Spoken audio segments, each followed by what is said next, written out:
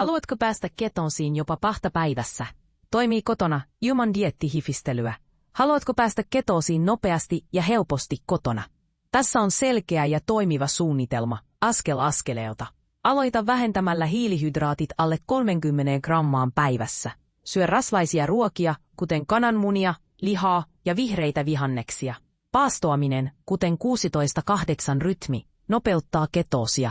Muista juoda vettä ja lisätä suolaa nestehukkaa vastaan. Liikunta ennen ensimmäistä ateriaa auttaa kehoa polttamaan sokerivarastoja nopeammin. Kevyt treeni tai kävely riittää. Pidä elektrolyyttitasapaino kunnossa. Lisää suolaa, syö kaliumia ja magneesiumia. Tämä ehkäisee ketoflunssan oireita. Kun ketoosi alkaa, nälkä vähenee ja olo kirkastuu. Ketoliuskat voivat vahvistaa sen virtsasta tai verestä. Ketoosiin pääsee nopeasti 4 keinolla: hiilihydraatit alas, rytmitetty syöminen, kevyt liike ja kunnon nesteitys. Jos haluat lisää ketovinkkejä, tykkää videosta, kommentoi ja tilaa kanava. Nähdään seuraavassa jaksossa.